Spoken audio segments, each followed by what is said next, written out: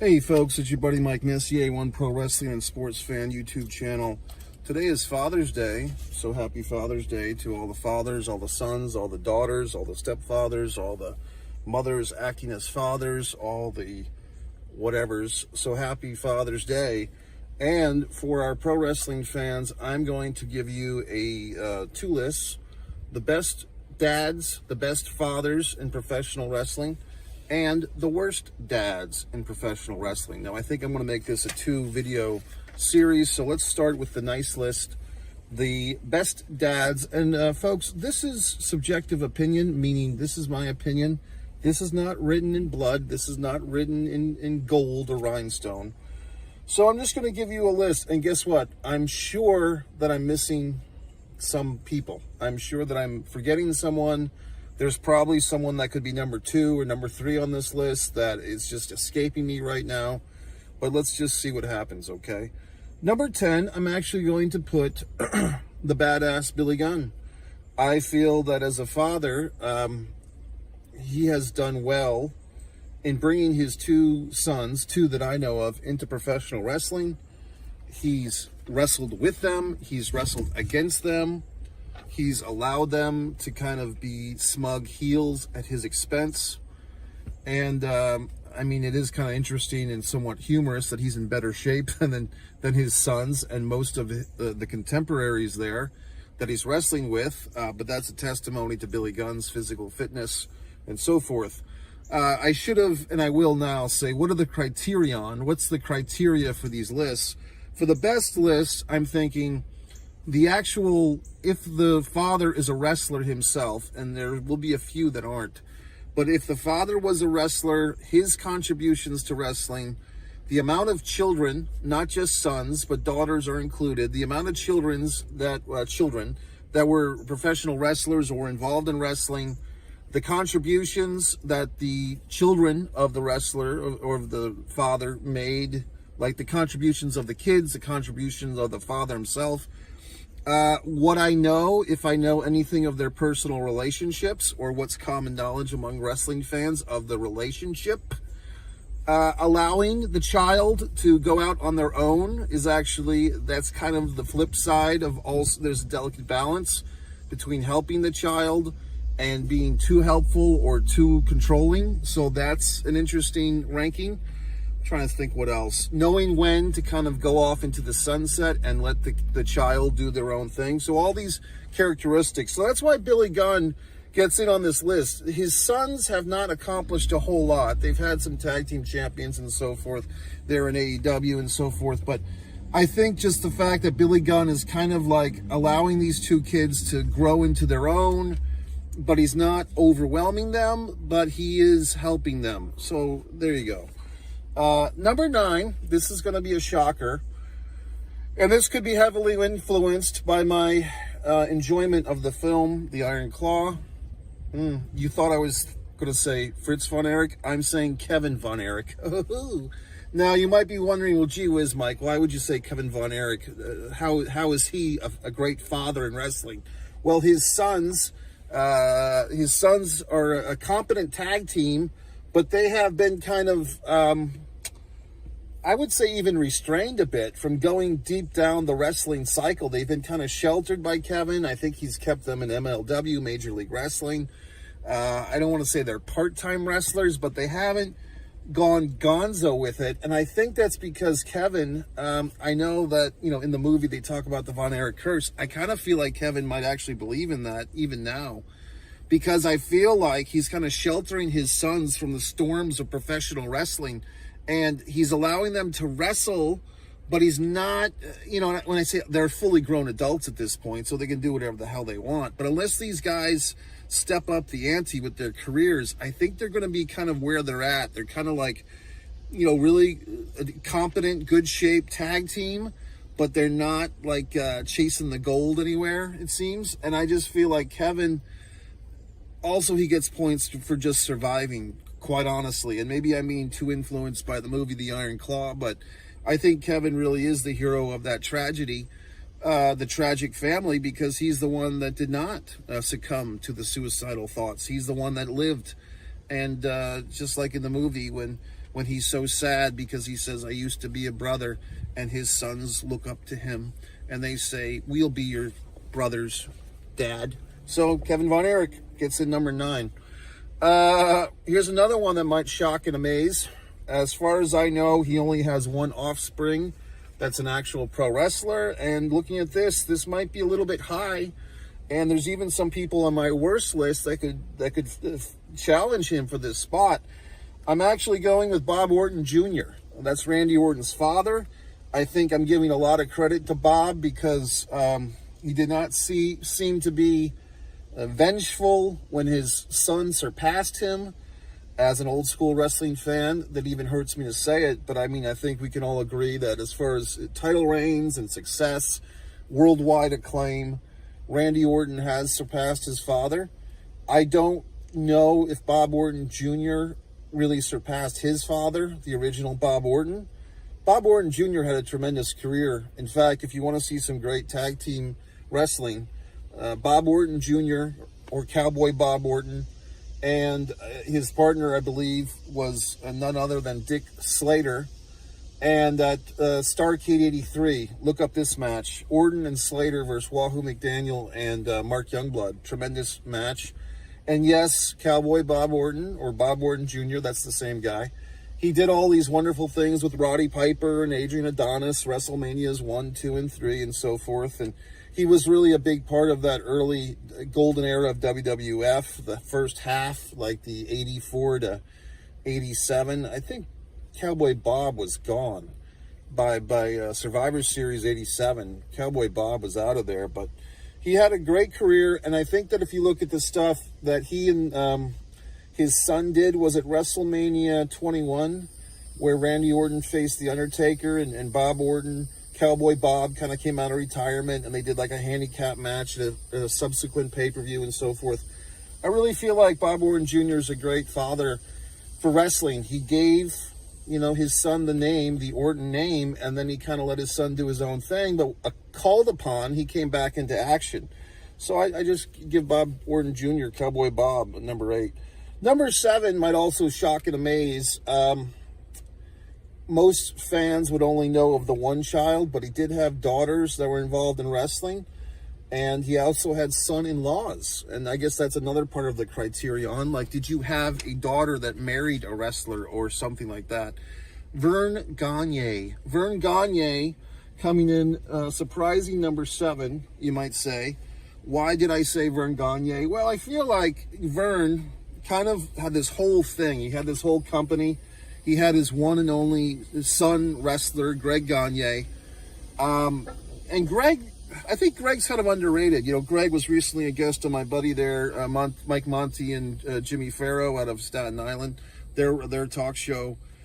I think Greg Gagne, he's doing his thing with Magnum TA. I think Greg Gagne has kind of an underrated career. Greg kind of gets a lot of flack from the inside fans for kind of claiming to invent Hulkamania, claiming to invent the New World Order, claiming to invent Monday Nitro. But yeah, Greg, I think there's some, like, he's contributed more than he's given credit for, is how I would put it. But I do feel like Greg had a great career, and I think Verne, with these impeccable standards, of amateur wrestling, the AWA, all these things, I think Greg really did his part, okay? Also an early Remco action figure, Greg Gagne, can't take that away from him. Now, we have heard about these stories of Verne Gagne wanting one of his daughters to marry Hulk Hogan. That might have kept Hogan in the AWA. If Hogan, Hogan, who knows? He might have been happier had he had married the daughter of Verne Gagne. His eventual marriage to Linda did not turn out so well. I'm just going to make myself smell nice. And I just feel like Verne Gagne is number 7. Number 6 might shock and amaze.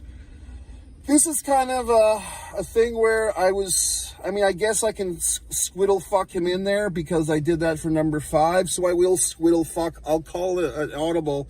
I will give a group nomination to Blackjack Mulligan and Mike Rotunda. At number 6, they are of the same lineage. Blackjack Mulligan would be the father-in-law of Mike Rotundo or Mike Rotunda, depending on who you ask. Mike Rotundo, of course, is the father of the wonderful Bray Wyatt and Bo Dallas, and we all know the story of Bray Wyatt. You can watch me and my buddy there, Jimmy Faluca, with our 2 tributes to Bray Wyatt on this channel. And Bo Dallas is coming back as Uncle Howdy. So that's Mike Rotundo's sons, but Mike Rotundo married the sister of Barry Windham, his tag team partner in the U.S. Express. They were tag team champions in Florida. They were tag team champions of the WWF. Rotundo marrying the Windham sister, and that Windham sister, of course, is the daughter of Blackjack Mulligan. And Blackjack Mulligan was an awesome wrestler, one of these guys that if you're a younger fan, you may not know too much about him, but he was a guy that was a legitimate 6'7", 6'8", kind of an old school cowboy wrestler. He did the Iron Claw with the glove and so forth. Look him up. Number 5, like I said, is a double pick. It's a one family tree. I guess I could make this a 3-fer if I wanted to. I'm a little tempted, but I'm not going to put The Rock on this list. I was tempted. I am going to put Rikishi, the father of the Usos, Jimmy and Jay, and yes, they do have their struggles. But as far as a tag team goes, they're highly successful, highly entertaining. And Samoan Sika. That is Roman Reigns' father. Some of you younger fans, I'm sure you know about the bloodline and so forth, but have you watched Samoan Sika? He did have a solo run in '87 WWF. He did team with Kamala during that time. They had Curtis Iakua as their manager, but mostly known as the tag team partner of his brother, Afa. The Wild Samoans did some babyface stuff, but mostly known for heel work with Captain Lou Albano, WWF Tag Team Champions 3 times over, barefoot wrestler. Sika, when I was a kid, Afa kind of looked like, he was kind of like the Road Warrior Hawk. Like, Road Warrior Hawk always felt like more of the Road Warriors than Animal, just a little bit. And Afa kind of felt like more of the Samoans than Sika, just like Butch Miller felt more like the Bushwhackers than Luke Williams. If you're a real wrestling fan, you know what I'm saying. There's always one, not always, but like Ricky Morton feels like more of the Rock and Roll Express than Robert Gibson. Do you see what I'm saying? There's like a 1A and a 1B. So Sika was kind of the 1B, but he kind of has the last laugh here because he had the wonderful son, the wonderful seed. Number 4, this one might shock and amaze, especially if you know me and my views on wrestling. Vince McMahon Sr. Obviously, he bequeathed upon the world, for better or for worse, his son Vince McMahon Jr. But I'm just going to say that Vince McMahon Sr. provided the palette and the paintings that his son created. I'm going to give Vince McMahon Sr. the benefit of the doubt here. I feel like, he provided the palette, and for better or for worse, Vince McMahon Jr. did all the things that he did. But I feel like Vince McMahon Sr. kind of gets overlooked as a father. So even though he wasn't a wrestler, I'm giving him the number 4 spot. Maybe it's a bit high, maybe it's a bit not. But I think as far as he set the groundwork for his son, and his son did a lot, good and bad. Number 3, this will be an interesting inversion. I'm giving it to Jim Crockett Sr., okay? Look at what I just said for Vince McMahon Sr., but now you take the NWA, the National Wrestling Alliance, Jim Crockett Sr., the Jim Crockett Sr. Memorial Cup was named after this gentleman. He gave us David Crockett, who was a wrestler briefly, became a commentator, some of the behind-the-scenes people, Jackie Crockett, but most importantly, perhaps, Jim Crockett Jr., who really took that Mid-Atlantic Wrestling into JCP era, eventually bought out the UWF and so forth, and for years was the top competition to the WWF before selling the promotion, once again, for better or for worse, to Ted Turner. I'm looking for something. For Christ's sakes. Number 2, once again, for you young fans, you may not appreciate this. I'm going to say Dory Funk Sr. Now, who is Dory Funk Sr.? He is the father of Terry Funk. He is the father of Dory Funk Jr. And so, although he never won a world singles title himself, kind of similar in that story of Fritz von Erich, Dory Funk Jr. raised not 1 but 2 sons that won world championships. Dory Funk Jr. was said to be a real badass, a real tough guy, and I'm giving Dory Funk Sr. Basically, I've never really gotten to see his wrestling work, to tell you the truth. I'd like to, but his sons were so proficient. Dory, for those that don't know, trained a lot of your favorite wrestlers. A lot of, like, I think Kurt Angle got some training early on from Dory Jr., but Dory Funk Sr. gets the number 2. And you might be shocked and amazed, fans. Like I said, look at this list. I had to cross out names, put names. Stu Hart, number 1 on my list is Stu Hart. Bret Hart, Owen Hart, the other Harts, all these Harts, you know what I mean? He had, what, 5 wrestling sons? Jim the Anvil Neidhart, a wrestling son-in-law. The British Bulldog, a wrestling son-in-law. I don't think the Dynamite Kid ever married a Hart sister. I could be wrong on that. But I feel like Stu Hart and all the wrestlers that he trained, all the wrestlers that came through the dungeon, came through Calgary Stampede, Bad News Brown, I believe Brian Pillman, the original Brian Pillman, came through. Interesting, Brian Pillman didn't make either one of my lists, good or bad. Just kind of, you know, unfortunately he wasn't there for his son because he was deceased, Brian Pillman. But basically, Stu Hart, I'm giving the number 1. I really feel like he is what you call a patriarch. Those wonderful stories we hear of him making the eggs and, like, taking the fucking egg handle thing, the thing you flip the eggs, and then, like, flipping the cat litter shit in the cat box. I mean, how can you beat that? The bears underneath the Stu family fucking deck, all these absurdly humorous, entertaining stories all come from the Hart family. So my number 1 pick for the number 1 dad is good old-fashioned Stu Hart. Okay, fans, I'm going to go see a film, and I will come back and do the worst dads list. Happy Father's Day once again to all the fathers, the sons, the daughters, the stepfathers, the mothers acting as fathers, and everything else. MikeMessier.com.